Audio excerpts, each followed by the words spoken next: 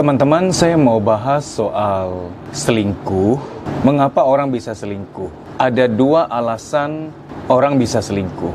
Salah satunya nanti ada yang benar-benar sulit untuk berubah. Bukan saya berburuk sangka, bukan saya tidak yakin, tapi memang kenyataannya tuh begitu.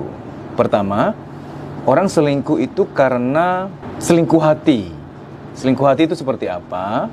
Pasangannya dia persepsikan sudah tidak menghargai dia, sudah tidak menyayangi dia, tidak mencintai dia lagi. Kosong hatinya seperti padang gurun. Ketika ada orang lain yang bisa memberikan sedikit aja perhatian, sedikit aja kasih sayang, itu rasanya kayak setetes air yang sejuk gitu loh.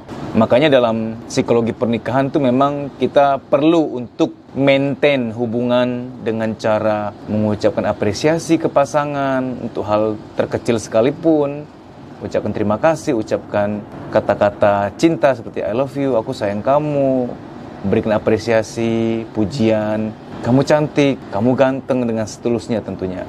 Ketika dalam pernikahan sudah tidak ada ritual seperti itu, orang tuh merasa kosong gitu loh, merasa hampa gitu. Ini menyebabkan mudah untuk tanda petik terbuka hatinya untuk orang lain. Jadi selingkuh hati ini lebih kepada pasangan, baik pacar maupun suami atau istri, sudah tidak lagi merasa dicintai gitu loh. Ketika ketemu orang yang bisa mengisi kekosongan hatinya, itu langsung terasa nyaman gitu. Ada yang sudah parah banget sampai kemudian pindah hati. Dia sudah nggak cinta lagi sama pasangan dia yang sekarang. Sudah pindah hati total. Selingkuh hati yang masih pada taraf, aku tuh masih sayang sama pasanganku, sama istriku, sama suamiku, aku masih sayang. Cuman ya gitu, sekarang tuh aku lagi sering terngiang-ngiang seseorang. Ya mau dibilang cinta sama orang itu enggak juga sih. Mau dibilang sayang enggak juga sih. Cuman bahwa dia pernah kasih perhatian, rasanya tuh gimana ya, rasanya tuh kayak ser gitu, enak aja gitu. Pengen nyari dia lagi, pengen ketemu dia, rasanya gimana gitu. Kalau chatting sama dia rasanya nyaman. Tapi bahwa dibilang cinta, enggak sih. Dibilang sayang, enggak sih gitu. Nah, ini masih bisa ditolong nih ketika dimediasi dengan oleh konselor pernikahan, oleh psikolog, oleh teman, misalkan oleh orang yang netral gitu. Masih bisa dijembatani. Apakah benar suami kamu merasa bahwa dia katanya kurang diperhatikan? Apakah benar? Mungkin dari situ kan dari mediasi akan muncul info-info yang kita nggak ngeh. Misalkan, enggak juga kok, aku udah perhatiin. Cuman yang belakangan agak kurang karena capek jaga bayi masih kecil. Atau mungkin jawaban-jawaban yang nggak terduga seperti, ya gimana ya, dia juga nggak sayang sama aku berasa dia kurang perhatiin aku, jadi mungkin secara alami aku juga jadi cuek sama dia. Nah ketika ada begitu kan jadi merasa, oh iya ya ternyata salahku juga. Masih bisa dimediasi lah, diajak ngobrol masih bisa lah, atau komunikasi berdua. Cuman ya begitu, kalau sudah ketahuan tanda petik selingkuh, mau ngobrol baik-baik berdua tanpa mediator tuh nadanya tinggi gitu loh, bisa mudah marah gitu kan. Nah dengan adanya mediator kan menetralisir. Nah sekarang begini ya, kalau sudah dia benar-benar pindah hati, udah nggak cinta sama kamu lagi, ya berarti itu sudah pindah hati namanya, dia udah nggak cinta sama kamu. Ini sudah nggak bisa ditolong. Ini penyebab pertama, orang tuh selingkuh hati ya. Yang kedua, saya akan bahas mengenai selingkuh libido. Ini soal nafsu seks. Sekali lagi ini semua edukasi. Ada orang selingkuh karena libido, nafsu seksnya itu tinggi dibanding orang-orang yang lain. Kalau kita bicara nafsu, saya bawa dulu ke nafsu makan, nafsu berkuasa, dan nafsu lainnya. Semua orang butuh makan, setiap orang punya nafsu makan. Tapi ada orang yang nafsu makannya itu tinggi banget gitu. Kan kita makan untuk hidup ya, tapi ada orang yang hidup untuk makan tuh. Dia hidup tuh untuk menikmati makan. Makan bagi dia tuh dunianya dia gitu loh. Kalau kita kan ya makan untuk hidup secukupnya supaya bisa bertahan hidup kan, untuk energi, untuk nutrisi kan. Tapi ada orang yang hidup untuk makan gitu. Lalu nafsu lain, nafsu berkuasa. Ada orang yang pengen banget berkuasa sampai nyingkirin orang. Oke, langsung sekarang ke nafsu seks. Semua orang punya nafsu seks. Saya punya nafsu seks, Anda punya nafsu seks. Tapi ada orang yang nafsu seksnya itu, yang libidonya itu tinggi banget gitu. Apa penyebabnya? Ada dua penyebabnya. Pertama dari biologis. Ada orang yang secara gen kromosom memang turunan ya, dia emang libido seksnya tinggi. Itu biologis, murni biologis, nggak ada unsur psikologisnya. Tapi ada unsur yang kedua, hal yang kedua, libido seks bisa tinggi karena memang nafsu seksnya itu dari psikologisnya. Penyebabnya adalah waktu kecil pernah atau sering nonton film porno, atau pernah baca bacaan yang porno, atau pernah melihat orang tua melakukan hubungan seks. Orang yang libidonya tinggi tuh karena gini, waktu dulu dia balita gitu ya, dia tengah malam pernah mendengarkan atau melihat orang tuanya melakukan hubungan seks. Saya ingat seorang klien, dia mengatakan masih kanak-kanak usia berapa gitu, dia bangun untuk kencing gitu, buang air kecil, dan dia melihat mama papanya sedang melakukan hubungan seks, karena mereka satu kamar bertiga kan, papa, mama, dan dia. Ini sebelum saya lanjutkan, saya ingin kasih Anda tips, wahai orang tua. Saya mohon suami istri, kalau kamu sudah punya anak balita atau kanak-kanak, boleh tidur sekamar, tapi kalau mau berhubungan seks, tolong jangan di kamar itu juga. Walaupun Anda berkata, anakku udah tidur kok, jam segitu udah malam, jam 11 malam atau jam 1 malam. Gini loh, saya sedikit kasih Anda ilmu neurologi ya.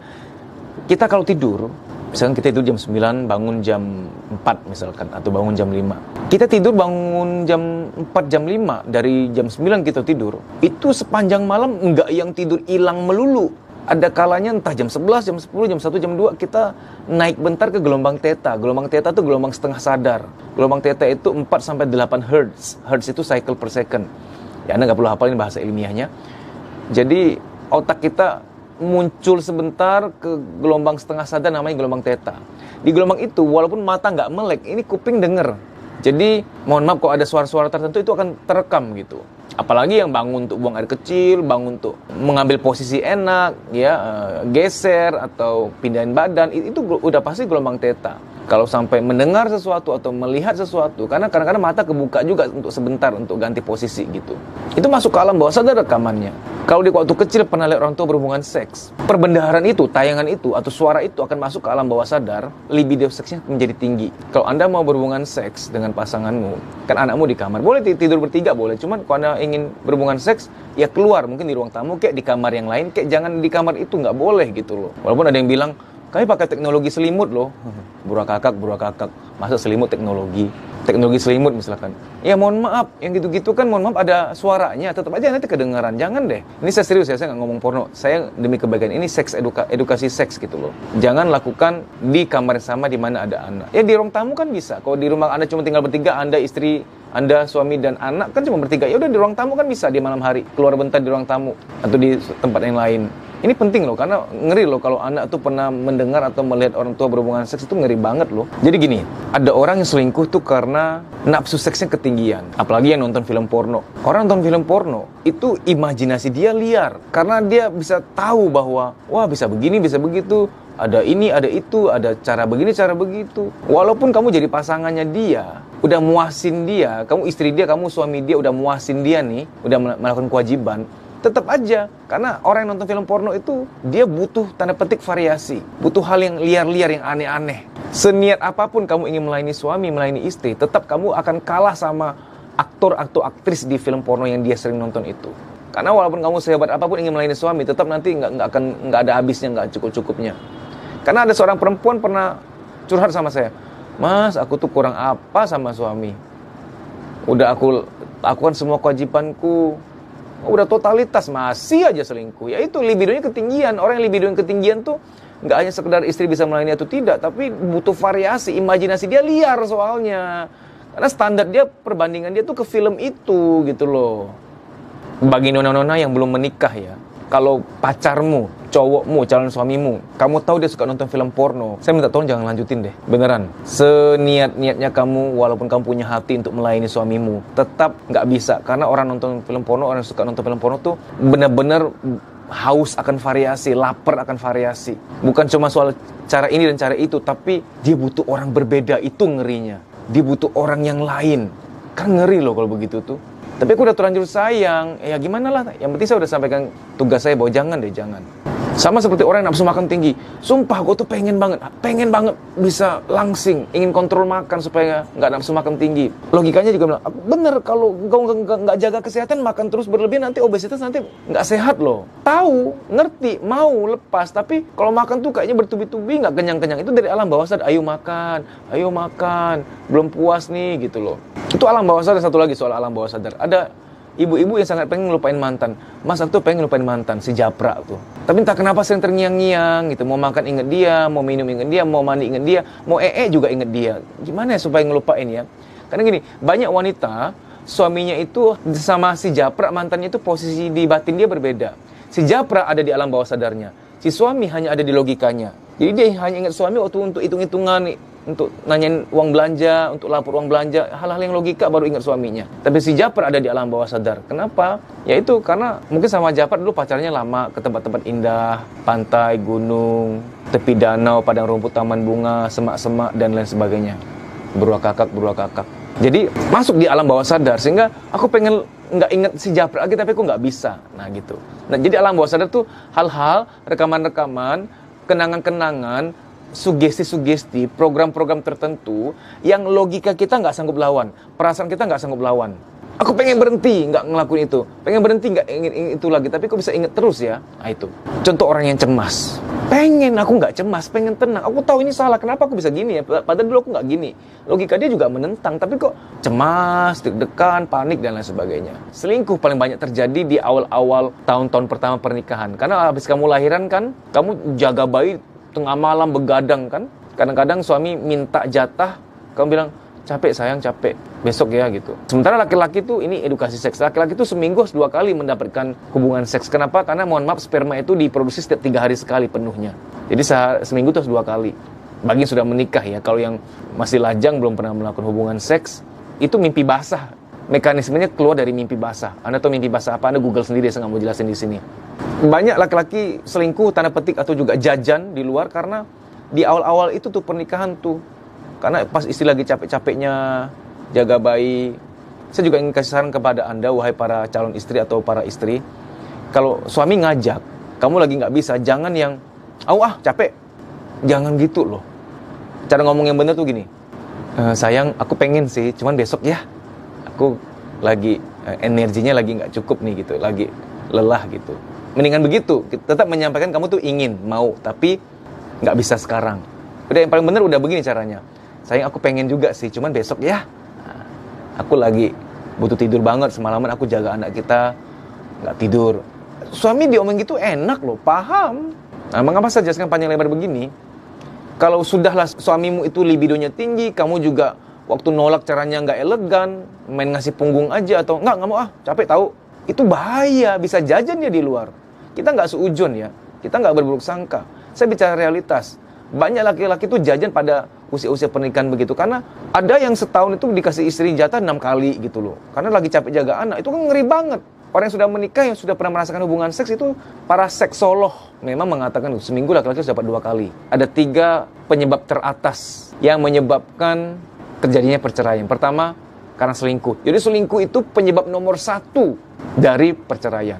Yang kedua, orang bercerai karena apa? Kepribadian yang nggak cocok. Dulu dipaksakan, katanya cinta. Setelah cinta pudar baru ngeh. Ketika butanya udah sembuh, dulu kan cinta masih buta tuh. Hatinya buta. Sekarang ketika jiwanya sudah sembuh dari buta, kemudian baru ngeh, kami tuh nggak cocok ya sebenarnya ya. Contoh, dominan sama dominan kan nggak cocok. Tapi dulu karena cinta ya diperjuangkan dulu. Terlalu pendiam sama terlalu pendiam menikah kan sebenarnya nggak boleh. Diam-diaman kan nggak boleh. Orang diam sama orang diam kan nggak boleh. Dan lain sebagainya. Ada banyak. Saya sudah nggak perlu bahas karena di video-video sebelumnya saya pernah bahas mengenai kecocokan kepribadian untuk menikah. Yang ketiga, orang cerai karena mertua. Mertua turut campur dan lain sebagainya. Kita nggak bahas itu, saya sudah pernah bahas soal mertua. Sekiranya berkenan, link ini kamu share ke teman kamu, terutama nona-nona yang akan menikah. Kalau link ini sampai ke seseorang yang rendah hati, mau diajarin, mau dinasehatin, tercegahlah beberapa anak di masa depan dari fatherless. Kita nggak bisa nolong banyak orang, tapi berkat jasamu ingin share link ini, tercegah beberapa anak dari fatherless karena ayahnya itu selingkuh dan lain sebagainya.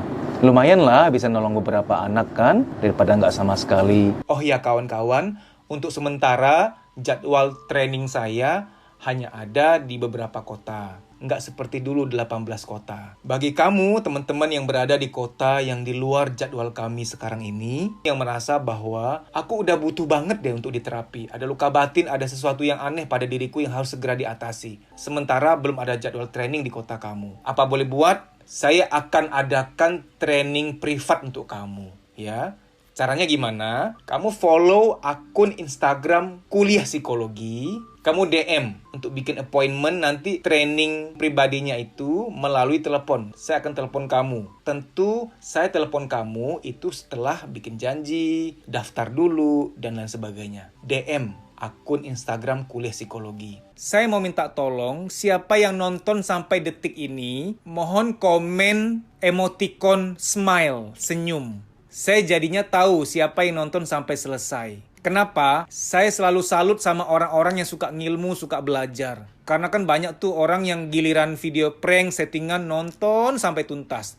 Tapi video ngilmu begini, di skip-skip aja gitu loh. Saya tuh sering tahu lihat kolom komentar, oh ini berarti dia yang ngasih tanda ini nonton sampai habis. Keren gitu loh. Saya lihat namanya siapa gitu. Kagum aja, kagum. Karena gini, saya kan orangnya cukup kutu ilmu ya. Kalau kita pernah dengar istilah kutu buku, ini lebih luas, kutu ilmu. Maka kalau saya tahu ada orang-orang lain yang juga kutu ilmu tuh kayak seneng aja. Sekaum nih, kaum yang dahaga akan ilmu. Baik demikian ya. Terima kasih banyak ya. Dimudahkanlah bahagiamu, dilancarkan urusanmu.